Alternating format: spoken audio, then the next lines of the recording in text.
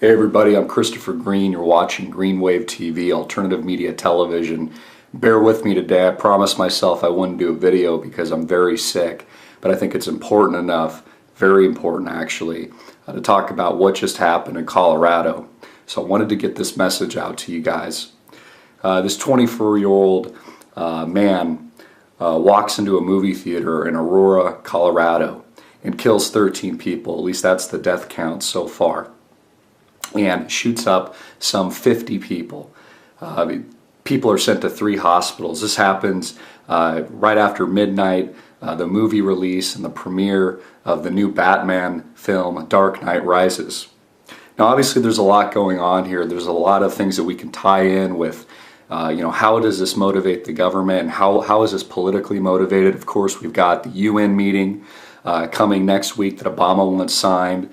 They want this new treaty to be passed so that we have gun control around the planet.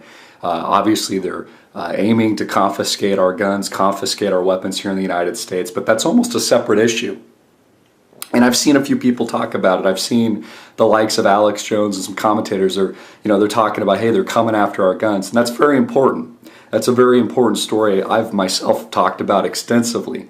But here's the big question that we really need to ask. What's driving these kinds of people and these kinds of heinous crimes, and why? Why did this 24-year-old man step into a movie theater dressed up as Bane, the villain character, with a gas mask on, a bulletproof vest, dressed in all black, not too far from Columbine? What would drive someone to that kind of madness, to come in and kill innocent people like that? Sergeant Bales in Afghanistan went on a murder rampage, and this was reported in the mainstream media, who was a sergeant with the U.S. military. And you know what? The mainstream media talked about it a little bit, but the people in America really didn't give a shit. Didn't really care that much. We blew up the story as much as we could on our, small channel. And we talked about it extensively. What is driving these people? What is driving this madness? Is our society so morally depraved and disgusting and hopeless and so detached from any kind of reality that these people feel there's no hope left? Are these people just insane? Are they on drugs? Is it, these medications that people are taking for anxiety and depression that seems to only be growing and being a growing problem within our modern society and our modern system? But you see, Americans care more about this story because it hits harder at home. It hits here in our country. It hits here, at a movie theater. Post-September 11th, I talked with friends and family, as I'm sure many of you did, and we talked about the fact that the next logical terrorist strike would be in a movie theater or a grocery store. There's the TSA, and they're patting us down to our boxers and feeling our genitals and our small children. But that is really a small scale compared to the threat of people walking into movie theaters or grocery stores. Imagine if Al-Qaeda decided to get together. The U.S. funded Al-Qaeda and hit movie theaters. Let's say it wasn't just one in Aurora, Colorado that went down yesterday. Let's say it was dozens throughout the entire United States of America. Mayor Bloomberg said on his radio show earlier this morning, we've got 2 politicians running for president this year in 2012. And maybe it's time they stop talking about how the sorrow of the event and how sad this event is and tell us more about what they're actually going to do to fix it. Now obviously Mayor Bloomberg's the same guy that cleared out Occupy Wall Street, who's anti-freedom and anti-liberty.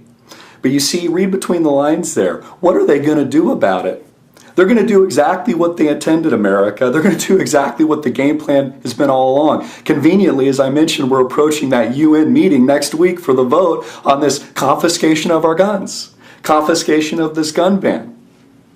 This has all been designed this way for a reason, and it's just a testament to how morally depraved and detestable our society really is today, how people are so hopeless and detached from reality and any sense of goodness or hope that they are driven to these violent hate crimes that really have no rhyme or reason.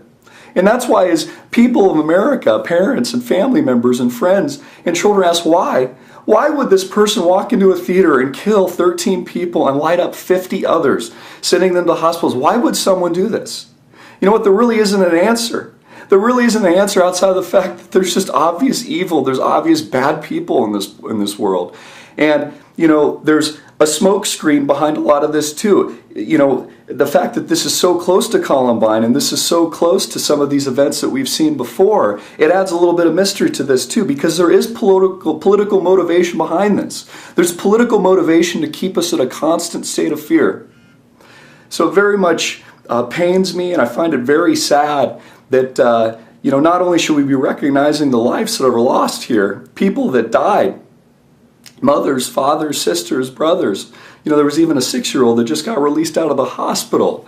But what really pains me is watch and see how these dirty, evil politicians use this as a political tool to help their campaign for this re-election or new election in the case of Mitt Romney. It's disgusting, and our country is disgusting, and it's time that we recognize where we're at. It's time that we recognize just how dire and just how tragic the situation here is in the United States of America today. Those are my quick thoughts on the tragedy.